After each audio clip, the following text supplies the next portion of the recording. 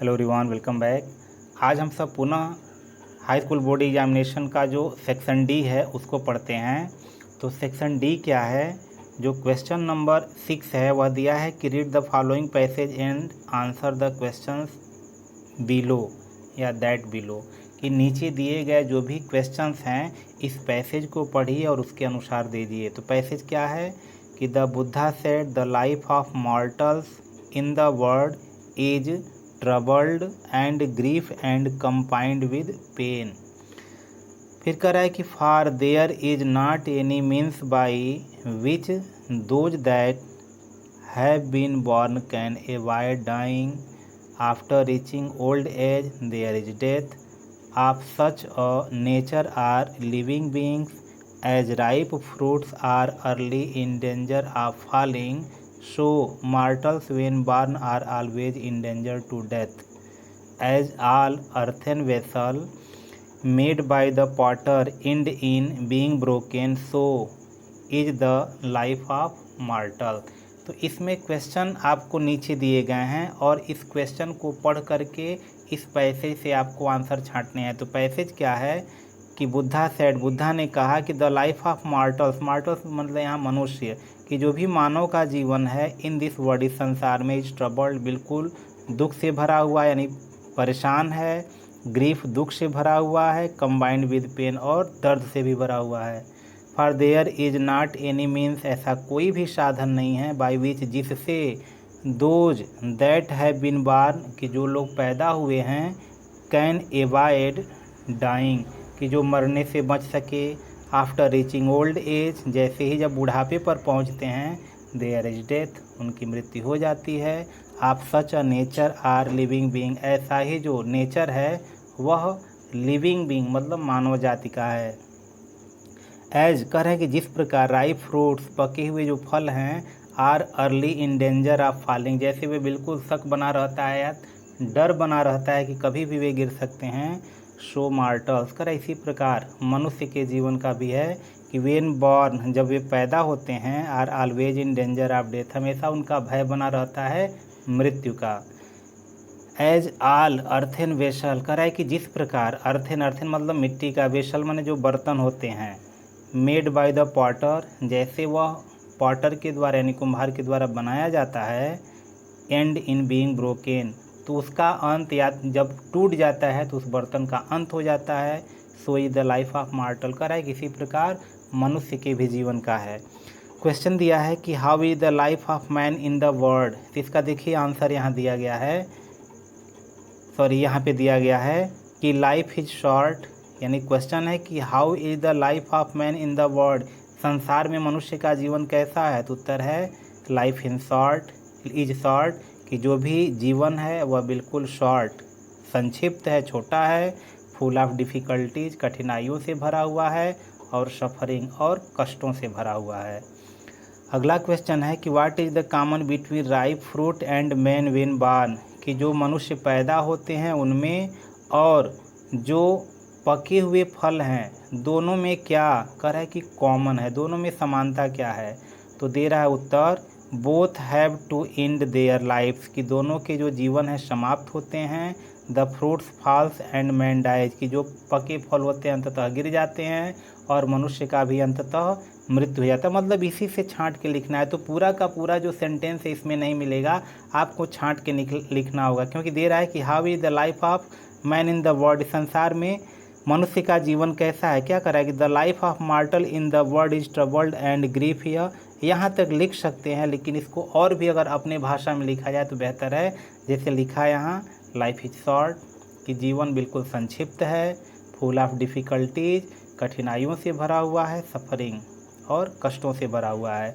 उसी तरह दे रहा है कि पके हुए फल में और मनुष्य में क्या समानता है, तो दोनों को मरने का डर होता है, जब पक जाता है फल तो उसे गिरने का डर होता है, और जब व्यक्ति बूढ़ा हो जाता है कभी भी कह रहा है कि उसे मरने का डर होता है, तो ये समानता है। अब अगले क्वेश्चन में चलते हैं। अगला क्वेश्चन क्या है, कह रहा है कि answer the following questions, where is Coorg or Kodagu situated, how does it look, याद दे रहा है कि was Anne intelligent girl, give instance in support of your answer. तो पहला का आंसर यहाँ दे रहा है कि कुर्ग कहाँ है या कोडागू कहाँ पे सिचुएटेड है और यह कैसा दिखता है। तो इसका आंसर, चूँकि यह लॉन्ग आंसर है और यह दिया है कि Coorg or Kodagu is situated midway between Mysore and the coastal town of Mangalore. It is the smallest district of Karnataka. It is a piece of heaven fallen from the kingdom of God. This is a land of rolling hills. It has evergreen rainforest, spices and coffee plantation during the monsoon. It rains such not many visitors come then. The touring season is between September and March. There is the smell of coffee in the air. One can look coffee estates and colonial bungalows here. They stand tucked under tree covers in many good corners. अगला question है कि was N, अब चूँकि उसमें और करके देगा, दोनों में से कोई एक आपको करना होगा। तो दूसरा क्वेश्चन का भी आंसर दिया है कि वाज एन इंटेलिजेंट गर्ल, क्या जो एन थी वह बिल्कुल बुद्धिजीवी लड़की थी। गिव इंस्टेंस, करा उदाहरण दीजिए इन सपोर्ट योर आंसर, कि यदि आप मानते हैं कि वह बिल्कुल बुद्धिमान थी तो इस उत्तर को सत्यापित करने के लिए कोई न कोई उदाहरण दीजिए। तो आंसर यहाँ दिया हुआ है कि Anne is an intelligent girl. There are two instance, कराएगी दो इंस्टेंसेज यानी उदाहरण है। इन द चैप्टर, इस चैप्टर में टू प्रूव इट, इसको सत्यापित करने के लिए कह रहा है कि in fact Anne is mature of her age, she has born understanding and sensibility of an intelligent girl.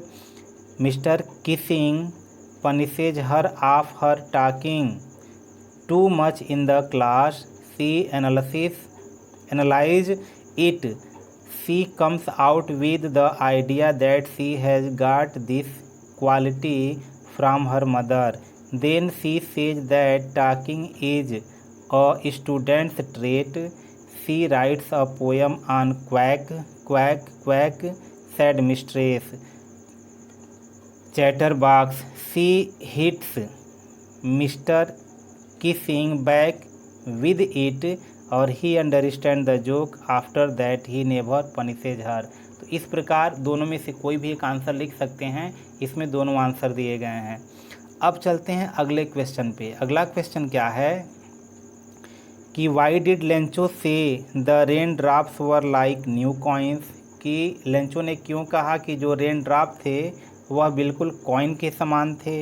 या क्वेश्चन दिया है कि what does courage mean to Mandela, कि मंडेला का मतलब करेज से क्या था, यानी करेज का मतलब मंडेला क्या समझते थे। और why does Anne want to keep a diary, कि एन फ्रैंक डायरी क्यों लिखना चाहती थी, उसका आंसर लिखना है। तो इसमें से किसी दो का ही आपको आंसर लिखना है। तो एक एक करके देखते हैं इसके आंसर को।